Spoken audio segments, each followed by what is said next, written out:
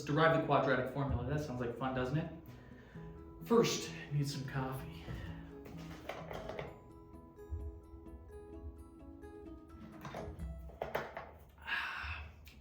Good stuff.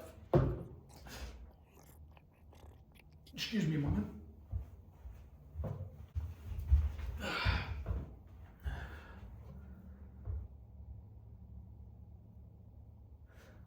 Anyway, all right, the quadratic formula. Let's get started.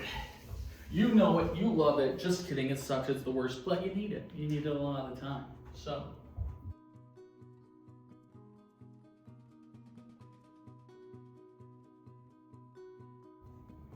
and my markers are dying.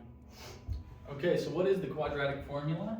You guys already know it's x equals negative b plus or minus square root of b squared minus 4ac over 2a.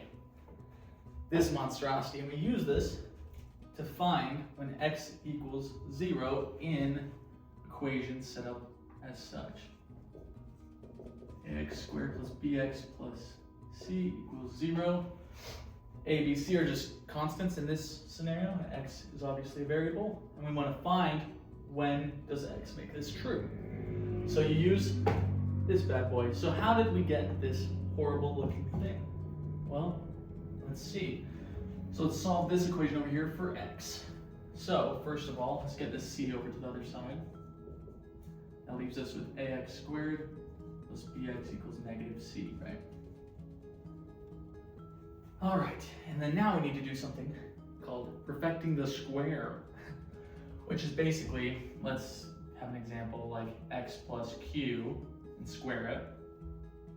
So I'm gonna skip a couple algebra steps because they're just kind of annoying, but you should know how to square things like this. If you don't, I can make a follow-up video. Let me know in the comments if you want me to go into more depth on some of these easier algebra steps. But x plus q squared gives us x squared plus you have 2 times the second component, or xq, you do that twice, so 2xq plus q squared.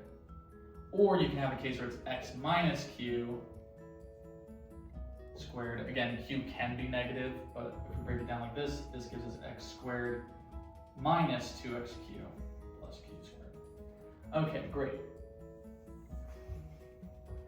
So how do we make this look like something like one of these? Well, we have a plus sign here, so we're going to be working with this top one. But we have an a in front of this x squared, so let's get rid of that. So let's divide everything by a, so that gives us x squared plus bx over a equals negative c over a. Great. So now we're a little closer, we have the first step down. Now we need a 2xq. We have a bx over a. So let's set those equal. 2xq equals bx over a. And let's solve for q to figure out what that q is.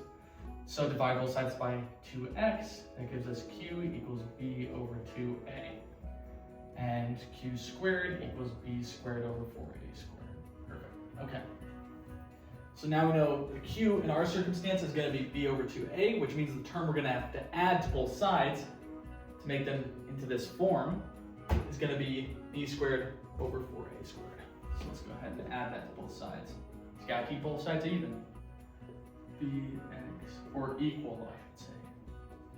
So we're adding b squared over 4a squared equals c over a plus b squared over 4a squared. Great.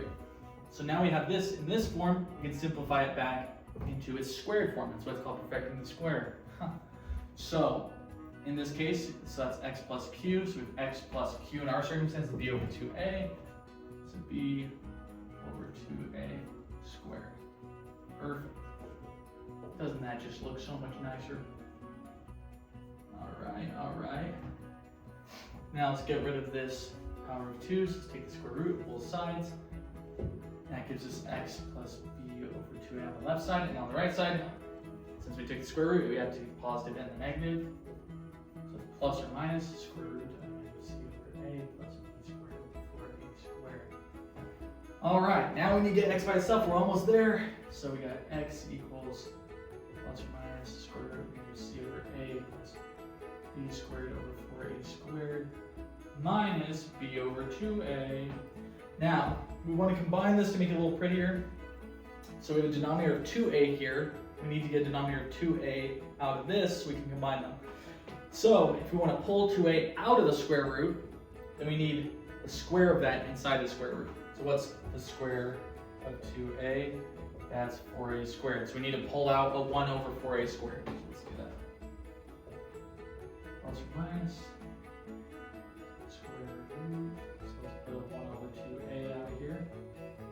And that gives us negative 4ac. Okay. Plus b squared equal or root minus 2a. So now we have this 1 over 2a here. Now we can combine these. So that gives us x equals negative b plus or minus square root of b squared minus 4ac all over 2a. And there you have it.